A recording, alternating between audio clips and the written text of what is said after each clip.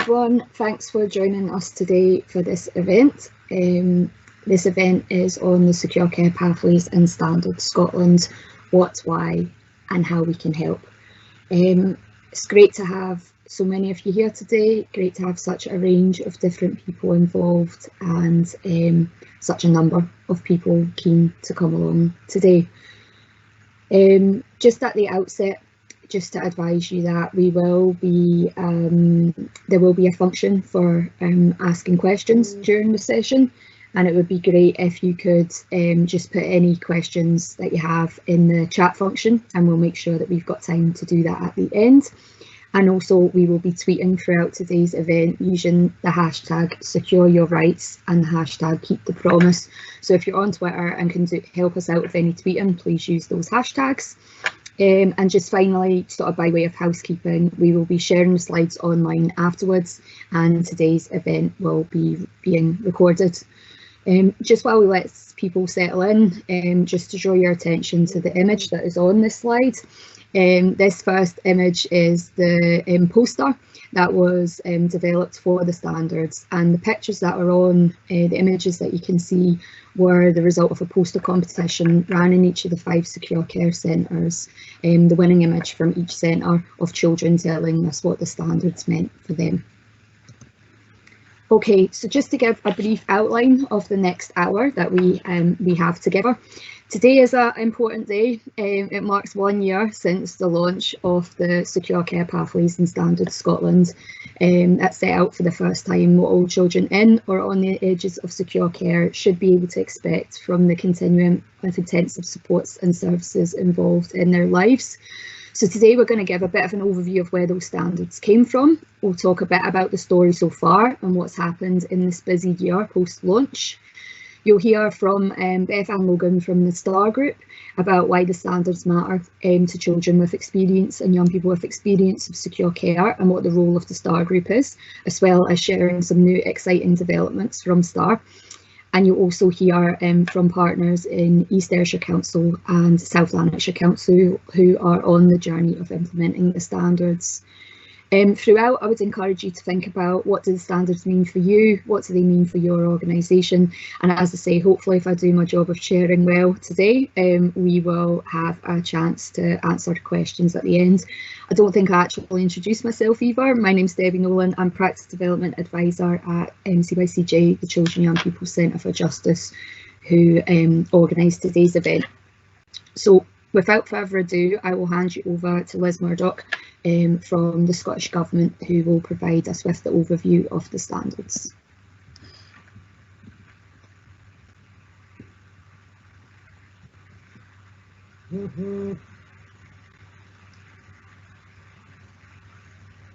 Hi everyone. Hi, I'm just checking, just trying to get my slides there. Hopefully that's worked and everyone can see my slides. Yep. So thanks Debbie, and thank you for inviting me to speak at today's event. With Scottish Government, we do kind of place a lot of importance on these secure care standards, and so it's great to have events like today's to kind of explain the standards and introduce them a bit more to people. For those who don't know me, I'm the Head of Youth Justice at the Scottish Government, and that includes policy around secure care in Scotland. I'll try not to speak for too long, as I know we've got some good speakers kind of coming up to tell us a bit more about their involvement with the standards and their journey towards implementation. But I've just been asked to provide a brief overview of what the standards are, how they're developed and how they link to longer term vision and aims. So I'll just give a little bit of background. So the development of the standards has actually been a long journey and date back kind of as far as kind of 2016, where we had a secure care national project, which was led by Alison Goff, who was a secure care advisor at that time at the Children and Young People Centre for Justice, CYCJ, and she was commissioned to undertake an independent analytical and practice-focused review of secure care provision, and also to work with sector leaders to ensure effective delivery of secure care in Scotland. So that work was a key driver to developing these standards, and 3 documents were published that highlighted that need for standards, and they were the Secure Care in Scotland Looking Ahead document, which was published in October 2016, the Chief Social Work Officers and Secure Care report, which was May 2017, and the Secure Care in Scotland Young People's Voices was October 2017. So some great work that was produced by Alison during that time. So thanks to Alison for that work, and also for Debbie Nolan, who has carried on that important work and towards implementation since 2019. In October 2017, the National Secure Care Strategic Board was established, and that board had a vision to, was aimed to develop a vision for secure care, and also the standards for secure care, and also the delivery of transformational change. So, and in 2018, the programme for government, the Scottish Government Programme for Government, also highlighted that commitment and continued to place that importance on that work. So within Scottish Government, obviously we take a real kind of importance in having young people's voices and experiences in the work that we're doing, and especially when creating new policy. And so I'm pleased, obviously, that these standards that were developed were created with young people, co-produced with young people, those living in secure care and those with experience of care. And just obviously, again, thanks to all those that were involved in that work, because it was a great kind of collaborative effort, and the young people provided art and stories and audio, of which that first kind of slide that we had obviously had that information, and was kind of where that work came from. And each of the standards is taken from direct quotes from young people, which is also great. The standards were launched, as Debbie said, pretty much a year ago today. The Minister at the time for Children and Young People launched those at an event, and for the first time those standards set out what children in secure care and on the edge of secure care should expect from the continuum of intensive supports and services. And when fully implemented, the aim is to deliver a consistent, unified approach for caring for that group of young children. We understand and obviously know that care is it can be distressing for some people, and not all children and young people are able to obviously talk about their feelings or show their feelings. So it's important to have the systems in place to make those transitions less traumatic, and that's where these standards kind of come in. So the full implementation of the standards is part of a journey, and we know that, towards kind of transformative change. And there's a number of, I suppose, vehicles and documents that support the achievement of those, and kind of based on recommendations. So such documents as the vision, obviously, that was produced by the strategic board, the integration of secure care within GERFEC framework, calls for action made during the Secure Care National Project, which I've mentioned, and also the standards are based on keeping the promise, which is a key document, and also UNCRC incorporation into Scots law. We also recently published a new vision for youth justice, and that was in June this year. And that vision continues to support that agenda of keeping children and young people out of the criminal justice system, and also promoting a whole system approach to preventing offending. And alongside that vision, we also published new standards for youth justice, and they complement these secure care standards that we have in order to kind of take forward that work. We also need legislative change that's needed to support all the differences and changes that we need to kind of have in place, and that was announced recently through the programme for government, this year's programme for government, that we would bring forward a Children's Care and Justice Bill, and that would be in year 2. And so since publication last year, there's been a focus on implementation. We recognise that is obviously a challenging for lots of people, and a phased approach is therefore needed. Some organisations are ahead of others, and I think it's vital that we kind of take people along on that journey through that phased kind of approach, making sure that we've got people at the right place before we move on to the next phase. Secure care providers have been integral to that work, dedicating kind of champions, and also the role of STARR group, which Beth-Anne will speak about later, is pivotal kind of to implementation, along with the work that CYCJ and Debbie and others are doing around training and self-evaluation tools. And this slide here is just taken from the Care Inspectorate and shows that kind of process of self-evaluation that's needed, and we need to work with the Care Inspectorate to build that plan of in standards into the inspection process that they have. So that's probably a good time for me to stop talking and allow others to come in with their input for today. But I just wanted to finish by reiterating that the standards reinforce Scottish Government's Getting It Right for Every Child policy. Also, they support incorporation of United Nations Convention of the Rights of the Child. Easy to say, and the important asks from the care review as well, and the promise. And above all, I think we're all in agreement that we want children to feel safe, loved and cared for, and obviously secure care is one of those nurturing environments that we would expect to do that. So I will leave it there, and I will stop sharing my screen if I can work out how to do that. Yep. Okay.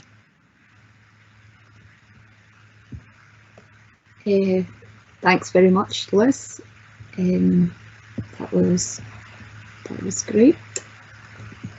Hopefully you can see my slides now. Holly, can you just let me know that's right? Yeah, that's right. They're sharing. Yeah, great, thank you. Thanks, Liz. I think that's gave a real indication of the journey that has been undertaken in the development of the standards, and really helped us to situate the standards in their broader context today, which I would hope is sort of one of the key messages that people take away from today. This first slide really just gives an indication of what Liz spoke about there, so I'm not going to dwell on that. I think at the launch a year ago today, we were talking about that this was such an amazing achievement that we had genuinely co-produced this set of standards for the evolution of Scotland's approaches to children in or on the edges of secure care. The years of work, the hundreds and even thousands of voices that had gone into this, but that we really knew the next phase, and I suppose, of implementing the standards would be the bit that would really make the changes that we wanted to see, and that we had agreed we wanted to see for children and young people in or on the edges of secure care. So what I'm going to do now is talk us through some of the implementation supports that are available and some of what we found in doing so. So we recognise that, as Liz mentioned, this sort of phased approach to implementation, but we recognise our starting point in respect of the standards post-launch had to be about getting the standards out there and helping people to start thinking about what do these mean for me. So we've taken the standards to different forums, had discussion with different agencies, and provided a whole raft of different inputs. We recognise that self-evaluation, learning and improvement would be the very first stage of implementation, and in doing so then what we recognised was that agencies would have their own approaches to self-evaluation, learning and improvement, but that we wanted to help people to ensure that the standards were integrated either within their existing structures and approaches to doing so, or that the standards were given sort of time and space to have standalone focus.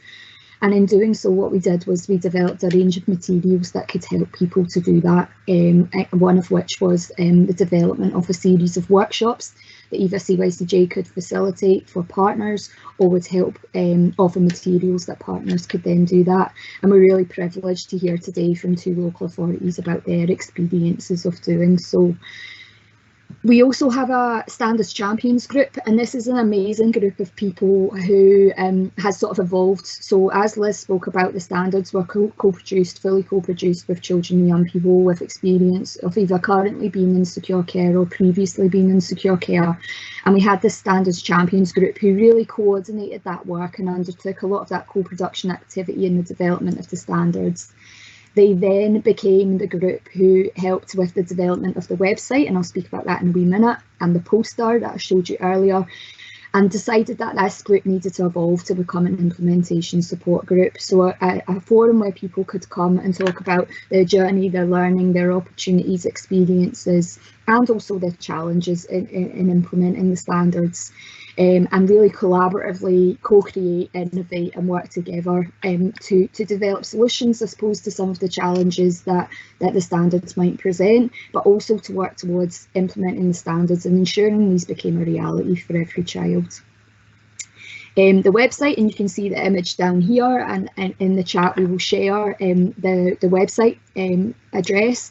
But the website is, hopefully you have looked at it, a website that was co-designed with children and young people. It captures that whole wealth of children's voice and co-production activity that took place. And what we have is a website whereby each individual standard has its own standalone section. Each standard has illustrative links to the health and social care standards and how good is our school, to help you situate the standards in that broader context, but also have images and quotes about why this standard's important to a child. And that was the real voices that we heard of children in secure care, what this standard means and why it matters. We also have links to the legislation, policy and guidance for each of the before, during and after sections of the standards, and the website's under constant development. And then lastly, as Liz spoke about, we have a secure care group who oversee the standards and their implementation, and that is a group that's co-chaired by Scottish Government and COSLA, and is another forum that can support implementation of the standards.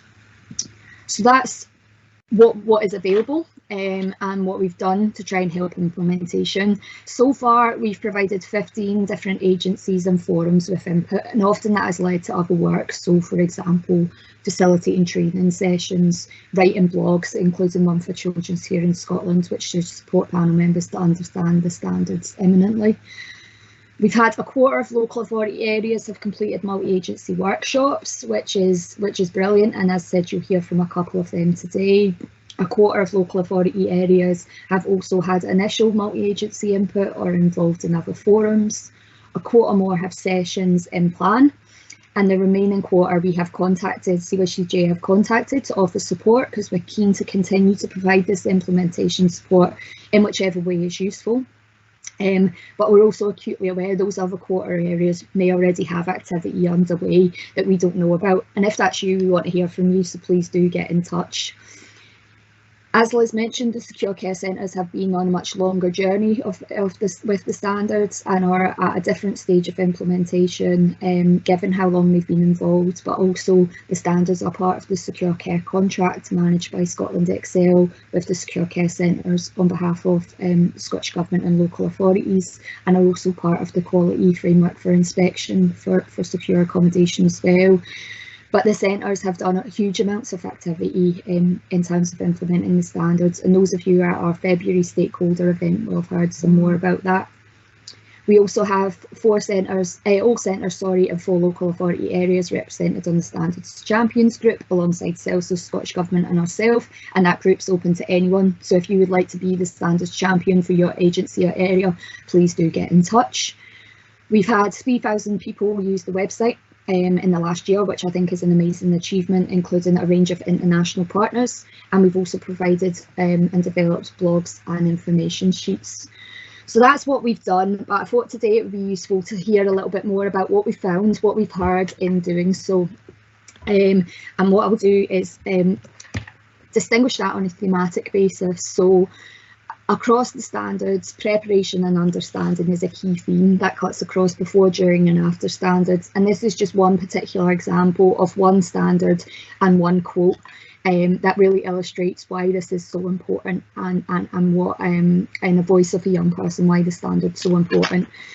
But there are numerous standards that relate to children's preparation and understanding of secure care, of their rights, of the decisions that are made about their lives, and about how they can what their rights are, how they can appeal decisions, for example. So we've heard a lot about how preparation and understanding is supported by partners. So we've heard a lot about multi-agency approaches. We've heard a lot about people who have the best possible relationship with the child, imparting information and supporting children to understand that information and to ensure their rights are upheld. But we've also heard quite a bit about why preparation and understanding can be quite challenging. So we've heard a lot about the challenges of understanding what secure care is, a lack of kind of joined up understanding of secure care and what it is. We've also heard some challenges in really understanding what the impact of secure care can be for children. So how the restrictive nature of secure care can be experienced, but also about how secure care can save children's lives, which was clearly what the children told us in the development of the standards. We've also heard that this can be challenging because the language surrounding secure care can still at times be quite punitive, and also secure care and custody can still be equated, but also the challenges of secure care still being used as a threat. So while we've heard about some of those being some of the challenges about ensuring children are prepared and understand secure care, we've also heard a lot about solutions. So we've heard a lot about agencies saying, okay, we need to go away and do awareness raising sessions for our staff, and crucially we need to include children with experience of being in secure care or on the edges of secure care in that. We need to develop materials and work with children, co-produce these with children with experience as well.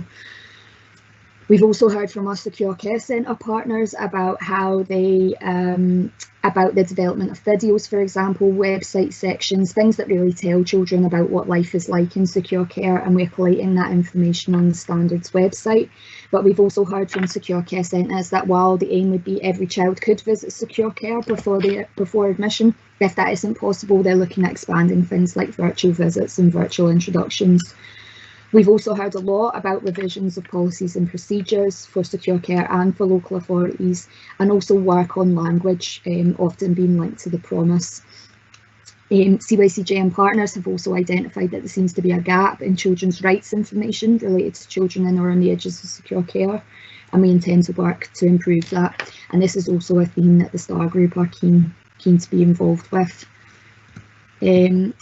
Our next theme, I suppose another theme, is about access to supports, and again this is one that cuts across before, during and after standards, and we've heard a lot about the range of services that are available, about partnership working and graphic approaches, about relationship based practice, information sharing, but we've also heard about the challenges of ensuring that every child gets the support that they need in practice, about ensuring all agencies understand their roles and responsibilities in respect of children in or on the edges of secure care, and access to services, including specialist services, for example, mental health services, but also about when a child leaves secure care, making sure they have the access to the support that they need. And whilst people have been able to contextualise the change that's needed to achieve these standards in terms of graphic and corporate parenting and the promise, we know this is an area that's more challenging. So what next then? So next steps will be for us to continue to reach out to those we haven't reached, who have roles and responsibilities in respect to the standards, and through the implementation support that's been provided so far, we've heard about who we need to target to do that. We'll also continue to provide the self-evaluation support, so if we can help you, please do get in touch, but also work with partners about the next phase. Obviously self-evaluation was the very first phase, but we then need to move into talking about planning, testing, modelling, improvement activity and implementation support, and we want to work with people to look at what they need to do that. As Liz mentioned, also how are we going to evidence improvement? That's another area of focus, as is capturing and sharing learning. And we intend to use the website to do some of that. We will work up pro formas where we can collate practice examples and reflect them on the website. We'll also continue to look at having spaces like today and events like today where we can share our learning and experiences, and also look at how we pull that together into reporting formats. And lastly, we will continue to seek to address the challenges and barriers, and that's where the Secure Care Group has a pivotal role. So transport is an area that's been long had challenges that we know needs to be addressed if the standards are going to be implemented, and we've actually under the Secure Care Group and with COSLA set up a secure transport subgroup to help to address that. So that's all from me. Whistle stop tour there, as none of you would not expect from myself, but I'm going to pass over now to Natalie Donaghy from East Ayrshire Council, and we will hear about Natalie's experience and East Ayrshire's experience of implementing standards. So Natalie, over to yourself.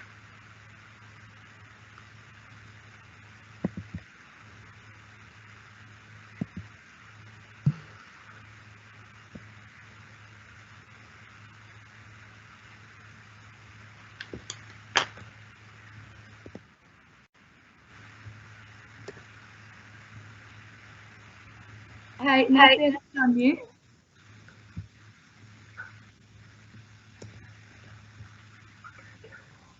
Is it not working?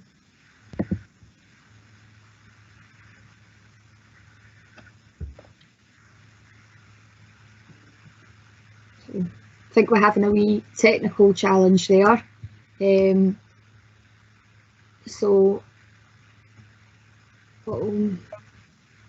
Yeah, should we try and should we move on to Janet first, and then yeah, okay. So Janet, if you're okay, so I'll just welcome Janet Adams from South Lanarkshire Council, who could start.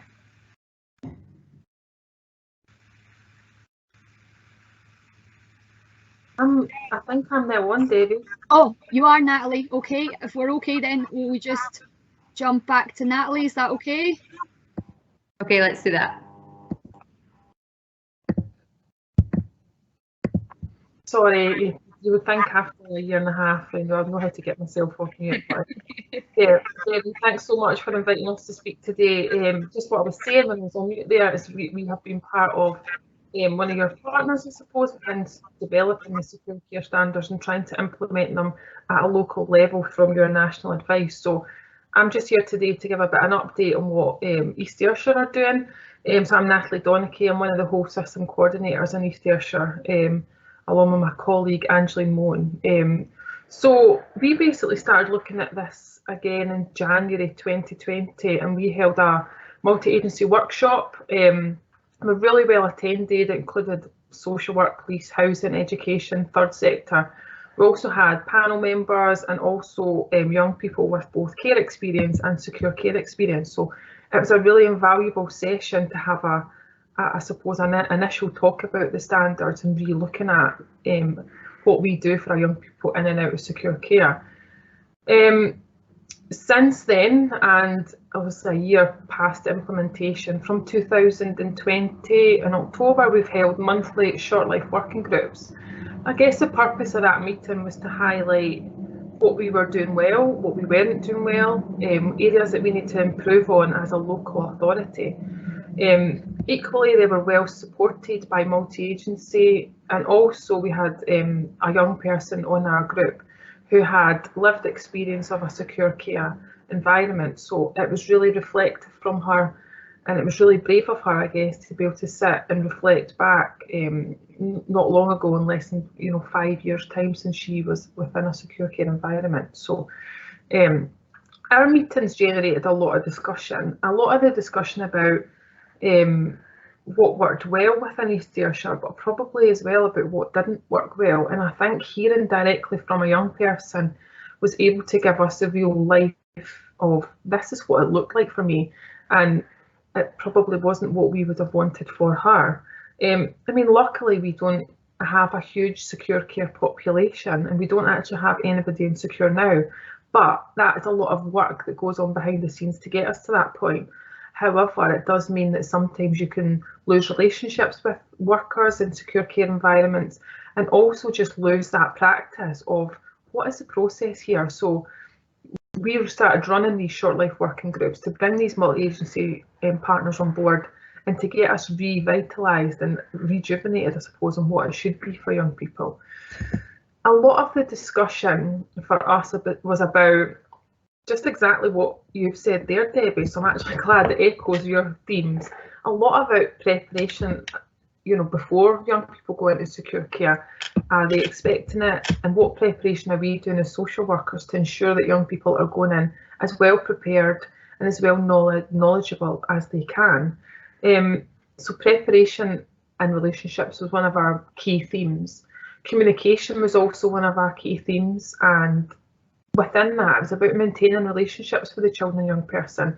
Yeah, there might be people who continue that relationship, but it was never a team around the child continue the relationship while somebody's in secure care.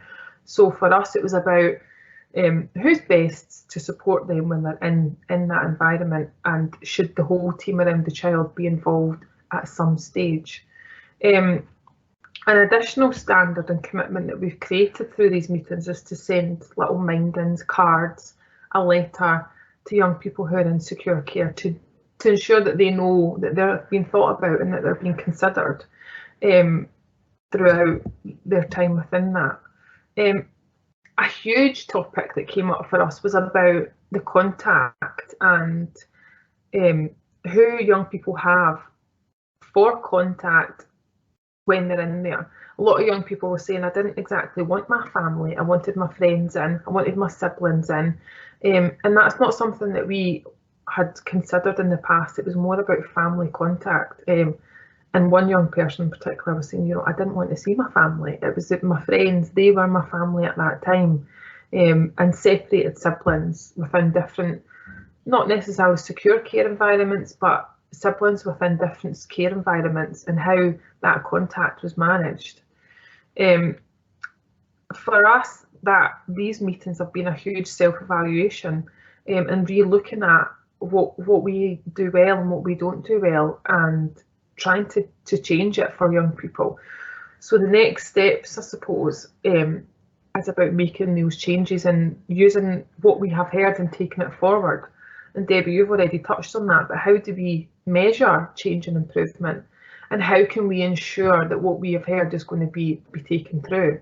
So what we have done is we're going through all the standards individually. We've taken minutes and actions from each meeting, and we're hoping to develop briefing sessions for our colleagues to update them on all the standards and the discussions that have taken place. We're looking to create an implementation plan now using the actions that we've generated through the meetings, and we're going to create proformas for professionals to ensure that children's rights are being adhered to throughout the transition to secure care, because as you would imagine, children's rights was one of the key themes that, you know, we discussed in length. So I guess that's it from us. We're going to be using advice and guidance from CYCJ and the Scottish Government on our next implementation phase, and hopefully they will assist us to create those proformas that we're going to use. I suppose lastly, I'd just like to thank Debbie and everyone at CYCJ and the Good Shepherd, because they've really supported us in the implementation so far. We know that we've invited people to these meetings, and you're not able to attend all the meetings, but we really, really appreciate all the help and support. You know, we wouldn't be at this stage if it wasn't for your support. So we hope you can continue to support us on the plan, and I guess that's where we are with East Ayrshire.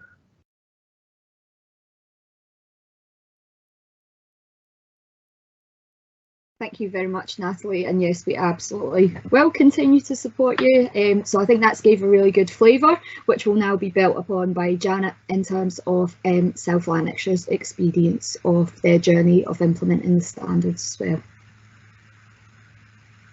I'm just going to share my screen. Is that coming up okay? Yep, that's perfect, Janet. Okay, so hi everybody. As Debbie said, I'm Janet from South Lanarkshire, and yeah, we've experienced similar. Well, I think you're probably going to hear similarities with what I'm going to say and with what Debbie and Natalie have already said. We did our multi-agency workshops facilitated by the CYCJ slightly later than East Ayrshire, but our first one was in May this year, and we felt it was really important to get a wide representation across the whole authority, from statutory, from so we had social work, education, third sector, police, because we tried to get it as wide as possible, and I involved a wee bit of joint working with education just to try and get the timing right, because although doing it on MS Teams was great in terms of the numbers weren't restricted, we could have, it was about looking at capacity and commitment. We wanted to get this as wide as possible.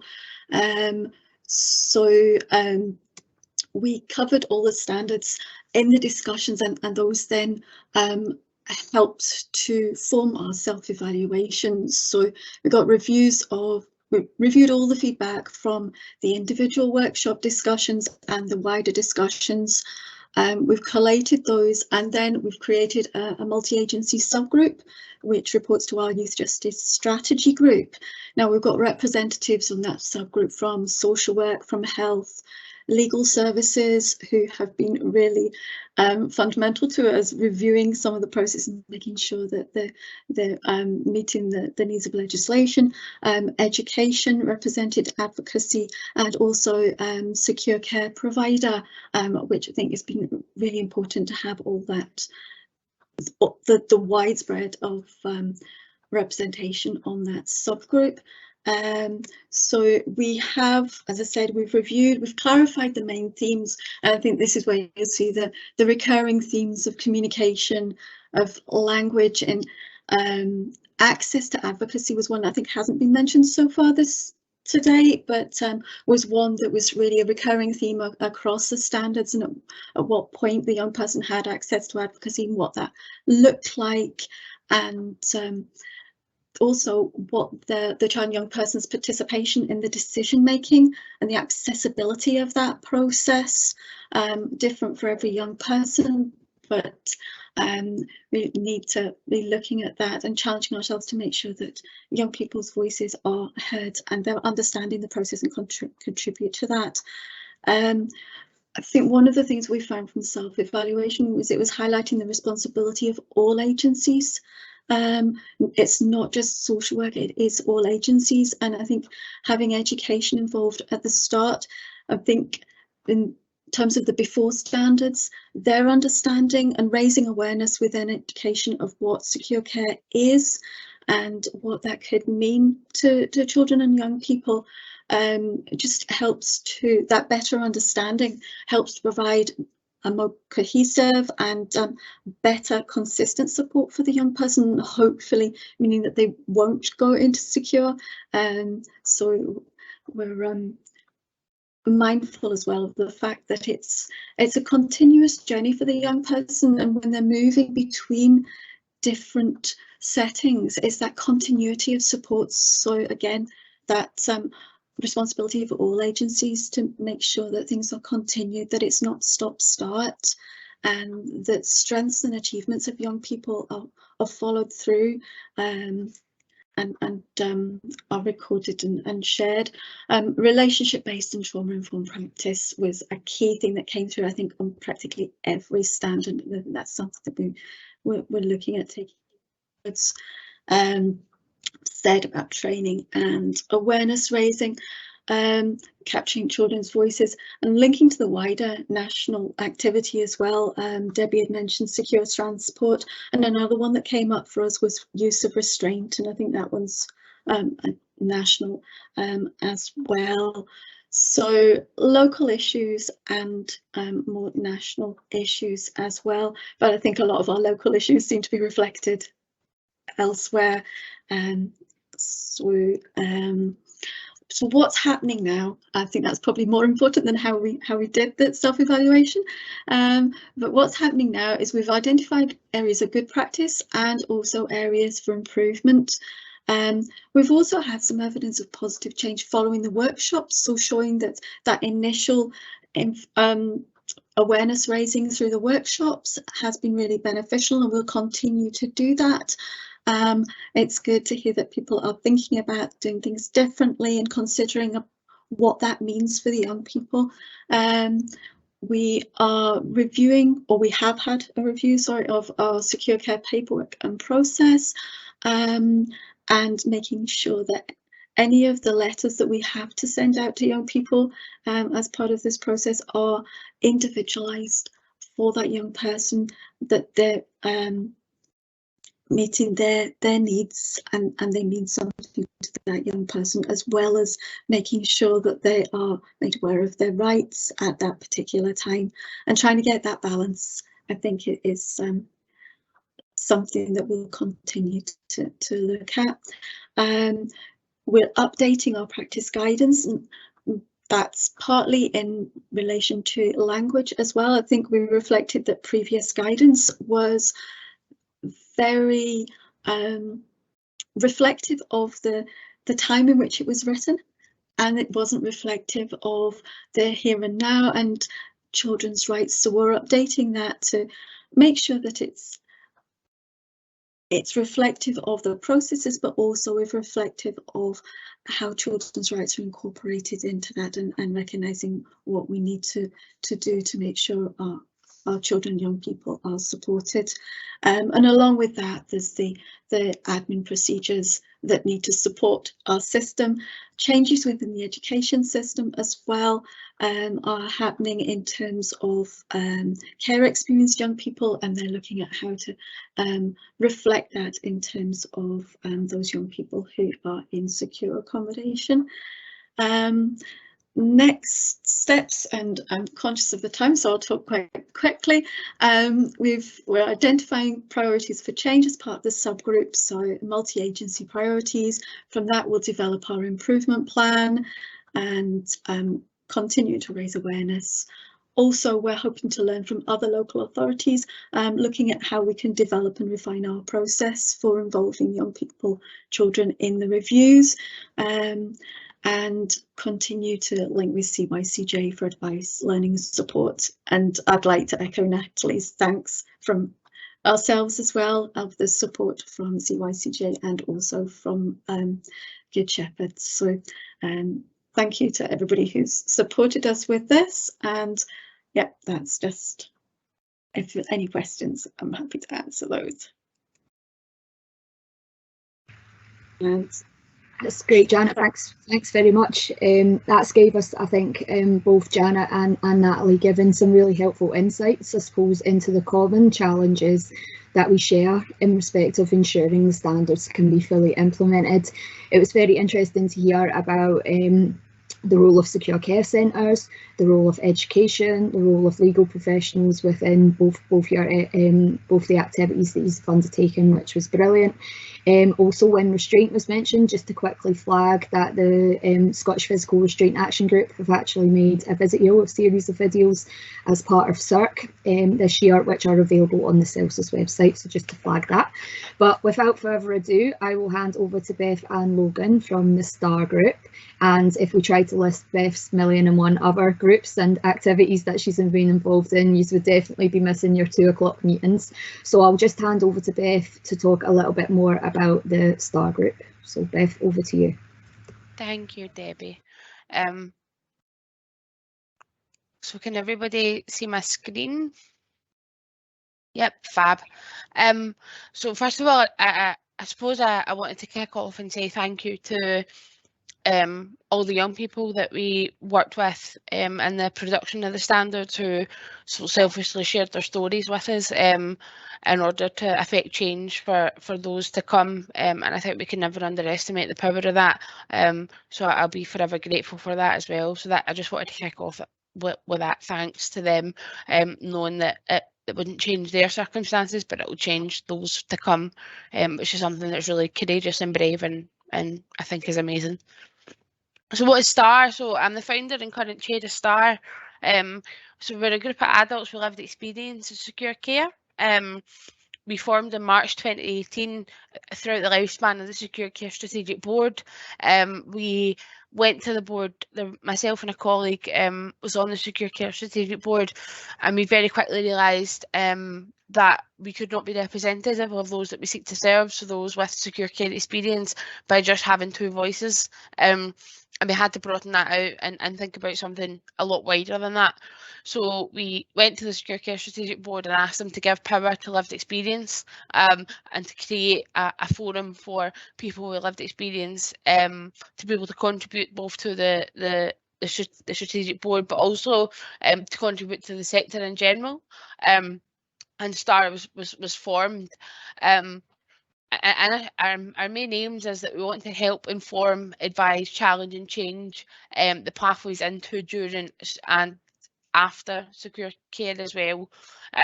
So to look at that full picture of the continuum of care, and how we can make that as I suppose as a constructive experience as possible. So why are we called STARR? And so STARR is not an acronym. And some people sometimes struggle with that. They're like, but there's 2 R's, and why is it not an acronym? But it means that it represents various things like transformational, revolutionary, reference board, reference group, like things like that. But it's our values and our principles and our aims are underpinned by each letter. But there was too many lists, so we couldn't make it in an actual acronym. STARR also represents the North Star. So people with the care system has changed. It is changing just now, and it will change again in the future. But the one constant and the anchor and the guiding light to that should be people with lived experience at the centre of that, whilst the universe moves around it.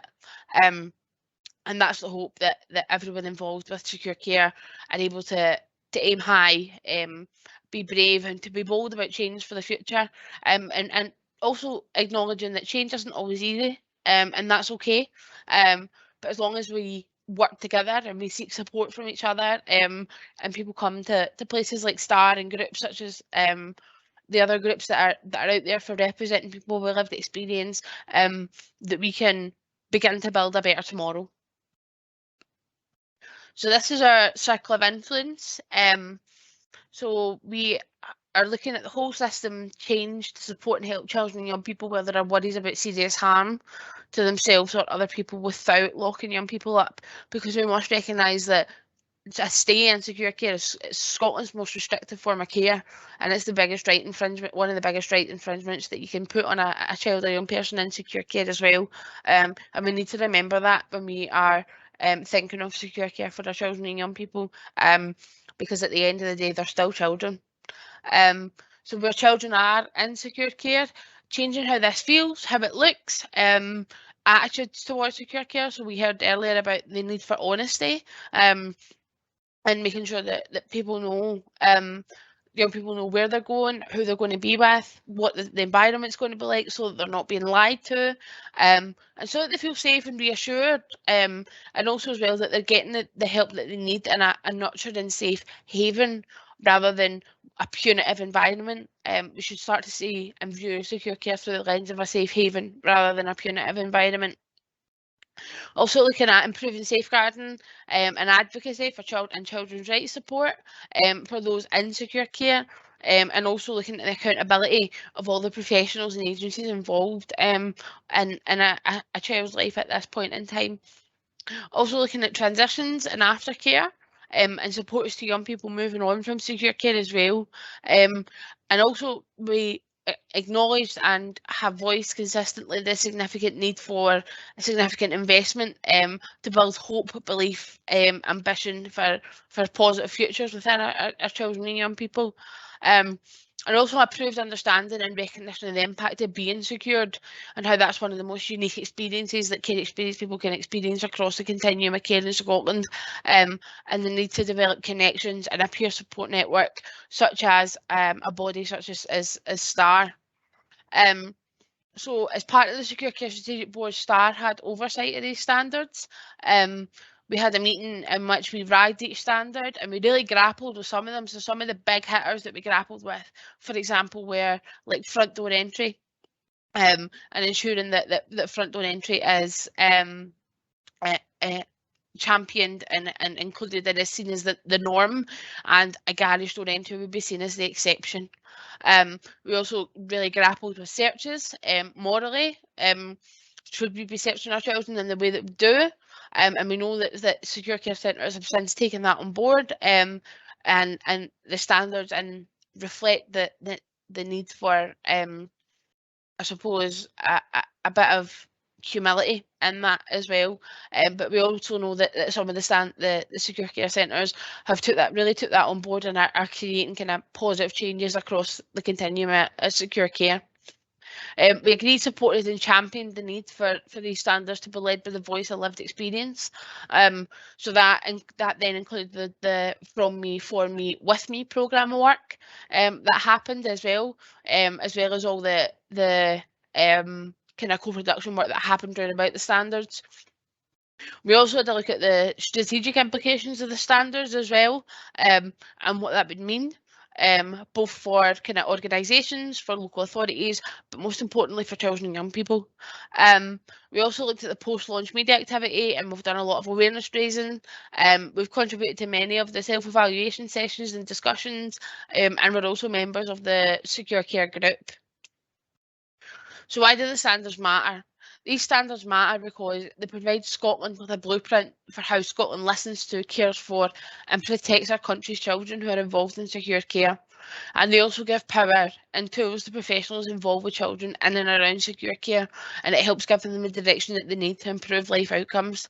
And also these standards matter because children and young people asked for them, like they demanded them, and we as custodians of the system need to give them that protection, give them that power, give them that information, give them that knowledge. And as custodians of the system, we have to acknowledge as well that this is the most restrictive form of care. So the future of STARR. So we hope to gain new members. So if you know of any secure care experienced people that you think might be involved in, might be interested, in creating change across the secure care sector before, during and after, then please get in touch with CYCJ or myself. We hope to become a constituted group, and we hope to have much more of a presence within the sector. We hope to have more contact with young people in or around secure care and provide them with that safe space to be able to share their thoughts and feelings and views, to be able to influence change. And we hope to provide a check and balance for the sector to ensure that voice is embedded in all that we do, and also to continue to support the implementation of these standards and make sure that they are implemented to the highest regard, because our children deserve nothing less. So today is really exciting for STARR. We launched our online platforms. So we've got a dedicated page on the CYCJ website. We've got our own Twitter account that will be ran solely by the members. You can follow us on STARR, follow us on Twitter, sorry, and it's at @STARR_secure. And also we have we are lucky enough to have a part-time participation worker in Matthew Kearney, who's going to support the work of STARR going forward, so that we can really begin to rebuild ourselves post-pandemic. So that's all I have to say, Natalie, but thank you very much for listening.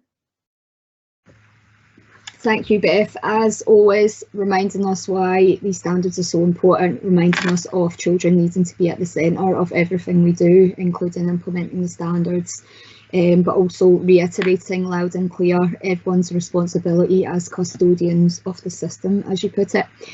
Please do take Beth up on that offer. If you have young people or know young people, work with young people who have experience of being in or on the edges of secure care, please do get in touch if they might be keen to join the STARR group or to find out more.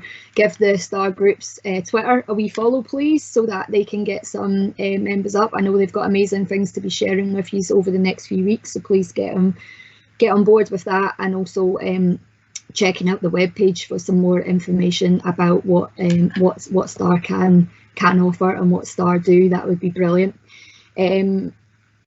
And as well, if Matthew or CYCJ can help, please do get in touch. So we've got only a couple of questions in the chat. We've got a few more minutes to go. So one of the questions here is about, do you have any examples of occasions where professionals have struggled to incorporate UNCRC into their practices with children in or on the edges of secure care, and how have these been overcome? I think I will just quickly start just saying that the standards are obviously rights-based standards, and we think that achievement of the standards will help in terms of UNCRC incorporation and supporting incorporation. One, obviously, of the significant ones that we heard about in development of the standards were the standards themselves. I suppose it was about children's voice and ensuring children's rights to participate in the development of policy and things that are going to affect their lives were upheld. So I think the co-production of the standards is a real example of that. Other members of the group might want to talk a little bit about maybe children's rights to education. Janet, I don't know if there was anything you wanted to say on that, or other people about rights to recovery, rights to reintegration, or Liz. I don't know if you have anything to say in respect of that either.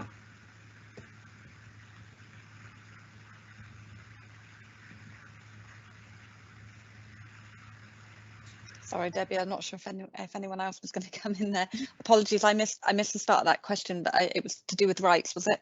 Yeah. Around children's rights. Yeah, I mean, obviously we're all aware of the importance of children's rights in particular, and as you said, the kind of co-production work that's been done around these standards was kind of excellent, and is kind of something that we would want to see across the board with future work and policy, and I know there's great importance, I think I mentioned it in my kind of input, great importance that's kind of put on that engagement with young people, and obviously it's about how we do that as well, and how we don't have, you know, we're constantly kind of looking for young people's views and opinions, and how do we do that in an appropriate way where we're not putting pressure on those young people and having people keep having to reiterate their thoughts. But obviously if we want to kind of move forward, we do really want to kind of hear from those young people, so I think it is really important and key. Beth, I'm not sure if there's anything on Liz's point there about participation that you would like to mention in terms of the standards. Yeah, I think like it's always difficult when you've got competing rights. I think first and foremost to say that, and it's about that balance of what is going to be the least restrictive, but also like uphold the rights. And I think that with regards to participation and Liz's comment, I think that as long as we continue to create a culture of inclusion and participation, and that kind of having those spaces for that to happen, I think it's only going to improve things. And the only kind of way that the trajectory of travel that we can go is up, because children know what they want, they know their wishes and stuff like that. We might not always be able to fulfil them, but we've got a duty to listen to them and to demonstrate to them that we are actively listening and actively hearing what they're saying as well. Thanks, Beth. And Janet, I'm not sure if there's anything you want to come in terms of education. I know you've had particularly good activity taking place with education partners in terms of implementing the standards, and I wasn't sure if there's anything you wanted to add about maybe some of the challenges children previously had experienced when they were on the edges of secure care in terms of their right to education, and any activity that's been undertaken locally to overcome that. Yeah, I think it's the awareness raising and where education fits in the process, and I think that's something that's has maybe changed as we've been looking more at the standards and seeing the key role at all points of the standards for education. I think yeah, and trying to get the connections and the transitions right, that it's not going from one education provider to a separate one and then back again. There needs to be that flow, and to make sure that children's right to education is upheld, and we make sure that we're building on strengths and achievements during a young person's stay in secure care, and then that's transitioned back coming back out into the community, so that it's as part of the process and they're involved in that, and the connections there are so important. So different for each young person as well, and it's making that process individual for each young person. Okay, thanks, Janet. We've also got another question here about, is there a plan to provide training or awareness raising to panel members to avoid securing kids as a risk-averse, punitive way that works in line with these standards? Thanks for whoever's raised that point. So in terms of panel members, East Ayrshire, South Lanarkshire and actually a number of other areas have actually had children's panel members as part involved in the workshops that they've undertaken as part of that self-evaluation activity, and also involved in some of the subsequent work. We've also as I said, we've done some work with children's here in Scotland at a national level, and we've actually got a blog that's ready to go live with for panel members as part of their initial training that will raise their awareness of the standards and draw particular attention to what children told us during the development of the standards about their experience of secure care. We continue to hear about the threat of secure care being used, and actually the really hugely detrimental impact that has to children on their journey through secure care. So there is plans, there is work happening. There's also a lot of work happening at a national but also a local level as well. I'm not sure if anyone else wants to jump in and add anything on that about children's hearings or panel members before we move on. I put my other hat on as a board member of CHS. It's definitely something that I'll take back to the exec team to ensure that there's sufficient stuff in place for that to happen, to avoid kind of threats being used or it to be used in a punitive way, because we know that that's not okay anymore. It was never okay in the first place. Great, Beth, thank you. And just part of the beauty of having you along today. There's also a comment here about great to see more support being offered to children, carers and families on safeguarding and children's rights. Absolutely, and I think this is where the standards and the promise have so much alignment in terms of the provision of holistic family support as well. And there was also a question about cross-border, children being placed cross-border and what the standards mean for those children. And I'm sure if our Secure Care Centre colleagues were here today, they would be telling us about how they continually share the standards with anyone who's placing a child, about what that they expect that they will be upheld as well. And Scottish Government and ourselves have also shared that information with cross-border partners. We're really running out of time, but I'm just going to give other presenters just a quick chance if there's anything burning anyone wants to say prior to us closing for this session. No, looks like everyone's good. Okay, I think we've mentioned everyone's questions. And I think we've answered everyone's questions, sorry, but if there's any other questions, please do get in touch via CYCJ or via myself, and I will happily try to answer them if I can, and if not, I will share them with our presenters. I would just like to thank the presenters who came along today, Charlotte and Holly, who did all the sort of behind the scenes work for us in keeping us right. And I would also just like to thank all of you for joining in, for coming to join us this afternoon. If there is absolutely things that we can do to help or support you, please do get in touch. Our door is always open, and we hope that in due course we will have a further event of this nature where we have lots more exciting developments to share. And yeah, we will look forward to seeing you all in due course. Okay, thank you all very much.